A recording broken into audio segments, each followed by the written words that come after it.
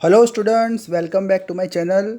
आज हम करेंगे नया टॉपिक। हमारा जो चैप्टर नंबर 17 है एसएस का, अनएम्प्लॉयमेंट। तो देखिए, अनएम्प्लॉयमेंट क्या होता है। अनएम्प्लॉयमेंट का मतलब होता है बेरोज़गारी। अगर आपके पास जॉब नहीं है तो आप अनएम्प्लॉयड कहलाए जाओगे। तो among the current problem of India, India का जो सबसे बड़ा प्रॉब्लम है अनएम्प्लॉयमेंट है। ज़्यादातर लोगों के पास काम नहीं है, उनकी कोई इनकम नहीं है, खर्चे इतने ज़्यादा है कि घर चलाना मुश्किल हो गया है। और ये जो पॉवर्टी है, गरीबी है, वो अनएम्प्लॉयमेंट की वजह से ही होती है। अब आप गरीब कब होगे? जब आपके पास काम नहीं होगा, मतलब जॉब नहीं है तो आप पॉवर्टी में आ गए। So this is a long term problem, और ये हमारी सोसाइटी में सब जगह स्प्रेड है। डीप रूटेड का मतलब होता है बहुत ही अंदर तक फैला हुआ है।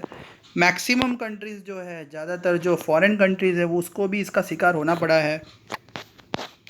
अनएम्प्लॉयमेंट क्या होता है? One who is adult whose age is 15 to 60 years, मतलब जिसकी एज 15 साल से 60 साल तक है। तो ये लोग जो 15 साल से 60 साल के जो लोग होते हैं उन्हें एक्टिव वर्कर बोला जाता है। मतलब आप 15 साल से 60 ईयर तक आराम से काम कर सकते हो। इसमें आपका अच्छा स्टेमिना भी रहता है। तो अगर आपकी एज 15 से 60 साल है और आप काम करना चाहते हो, who is ready to work at the prevalent market rate of wages, market में जो पगार मिल रही है उसमें भी आप संतुष्ट हो, सेटिस्फाइड हो, आपके पास एनर्जी भी है, आपके पास क्वालिफिकेशन मतलब डिग्री भी है, और आप जॉब को सर्च भी कर रहे हो, मतलब आप मेहनत कर रहे हो काम तलाशने की, पर आपको काम मिलता नहीं है, तो आप अनएम्प्लॉयड मतलब बेरोज़गार कहलाए जाओगे। Such type of condition is called unemployment. Such employment which has to face mandatory is called employment against his wish. Mandatory का मतलब होता है कंपलसरी।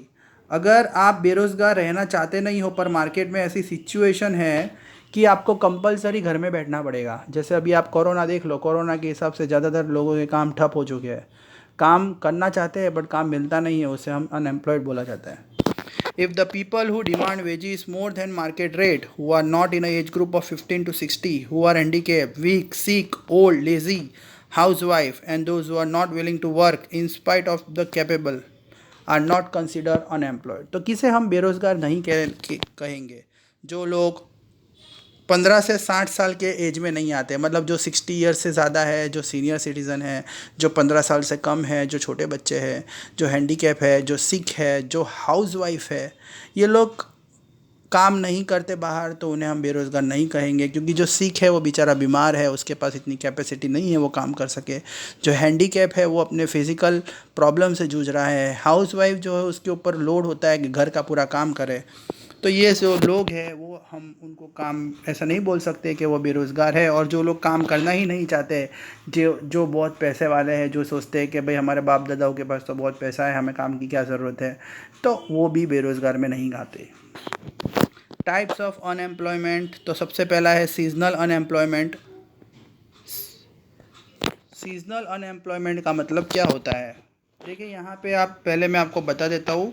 यहाँ पे 6 तरह के अनएम्प्लॉयमेंट है: seasonal, frictional, structural, disguise, industrial और एजुकेशन। तो सबसे पहले हम सीजनल के बारे में पढ़ेंगे कि सीजनल अनएम्प्लॉयमेंट ज़्यादातर एग्रीकल्चर में देखा जाता है, जहाँ पे इरिगेशन फैसिलिटीज़ नहीं होती, ना तो कोई पानी की व्यवस्था होती है, ना तो बरसात होती है, और जहाँ पे कोई ऑल्टरनेट मतलब आपके पास कोई बैकअप ऑप्शन नहीं है कि भाई एग्रीकल्चर के सिवाय मुझे कोई काम आता है।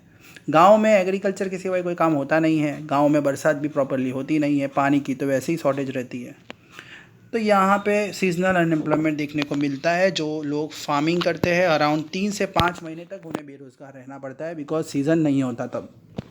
फ्रिक्शनल अनएम्प्लॉयमेंट का मतलब होता है कि when new technology is introduce in place of old technology, जब मार्केट में नई मशीन्स आ जाती है, तो जो लोग पुरानी मशीन्स में इन्वॉल्व है उन्हें नई मशीन्स सीखनी पड़ती है, और अगर वो नहीं सीख पाते तो उन्हें काम से निकाल दिया जाता है। तो और ऐसा भी होता है कि जब आप नई मशीन सीख रहे हो तो उस टाइम पे आपको कोई काम नहीं मिलेगा।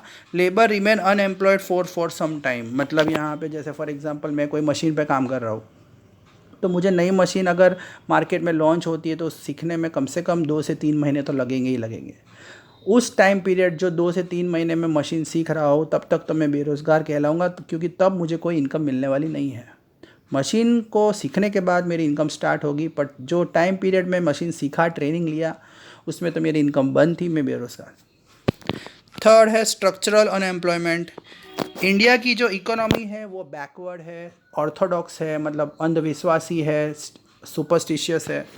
Social backwardness, traditional orthodoxy, custom, illiteracy, मतलब हमारा जो पुराना कल्चर है, हमारी सोच पुरानी है गांव के लोगों की, वहाँ पे वो टेक्नोलॉजी को भी इजीली अडॉप्ट नहीं करते, इलिटरेट रहते हैं, पढ़े लिखे नहीं रहते हैं। तो ये सारी जो चीज़ें जिसकी वजह से भी अनएम्प्लॉयमेंट देखने को मिलता है। जैसे गांव के अंदर लोग नई मशीन्स को नहीं अपनाते, नई थिंकिंग को नहीं अपनाते, तो और उनकी जो सोच है वो भी बहुत छोटी रहती है कितने लोगों की, तो वहाँ पे वो स्ट्रक्चरल अनएम्प्लॉयमेंट में आ जाते हैं। क्योंकि जैसे फॉर एग्ज़ाम्पल, अगर आपको शहर में काम मिल रहा है तो आप गांव में रहते हो, तो आप सोचोगे शहर में जाऊंगा तो मेरी सोच चेंज हो जाएगी, मैं अपने पेरेंट्स को नहीं छोड़ के जा सकता, पेरेंट्स बोलेंगे कि मैं अपने बच्चों को नहीं जाने दूंगा क्योंकि वो वापस नहीं आएगा। तो ये सब जो मेंटालिटी है उसकी वजह से भी आपको स्ट्रक्चरल अनएम्प्लॉयमेंट देखने को मिलता है। डिस्गाइज अनएम्प्लॉयमेंट का मतलब होता है sometime more than required number of workers are involve in an occupation, if a few labours are removed from work no decrease is recorded. मतलब डिस्गाइज का मतलब होता है कि आप ज़रूरत से ज़्यादा लोगों को काम पे रख लेते हो, हालांकि आपको उसकी ज़रूरत होती नहीं है। अगर जो एक्स्ट्रा वर्कर को आपने काम पे रखा, अगर हम उनको काम से निकाल दोगे तो आपको कोई फ़र्क पड़ने वाला नहीं है। जैसे फॉर एग्ज़ाम्पल ये लैंड है, यहाँ पे सिर्फ 2 ही लोगों की ज़रूरत थी, पर आपने 3 लोगों को और काम पे रख लिया, तो ये 3 लोगों के आने के वजह से आपको कोई फ़ायदा हुआ नहीं। तो अगर आप ये 3 लोगों को काम से निकाल भी दोगे तो आपको कोई फ़र्क पड़ने वाला नहीं है। ये जो एक्स्ट्रा वर्कर्स है वो अनएम्प्लॉयड है, बिकॉज इनके आने के वजह से आपको कोई प्रॉफिट हो नहीं रहा है, तो उनको रखने का फ़ायदा क्या है। Industrial unemployment, if the industries field, if anyone has to remain unemployed for short term और long term due to changes takes place in industrial sector. Industries में अगर कोई बदलाव आते हैं, इंडस्ट्रीज़ में कोई रूल्स आते हैं, या फॉर एग्ज़ाम्पल इंडस्ट्रीज़ बंद हो जाती है, तो जिसके वजह से बेरोज़गारी होती है, उसे इंडस्ट्रियल अनएम्प्लॉयमेंट देखने को बोलते हैं। जैसे कभी कभी ऐसा होता है कि भाई मार्केट में चेंजेस आता है, आप लोगों के सामान की डिमांड घट जाती है, तो इंडस्ट्रीज़ बंद कर दी जाती है, लोगों को काम से निकाल दिया जाता है, उसे बोलते हैं इंडस्ट्रियल अनएम्प्लॉयमेंट।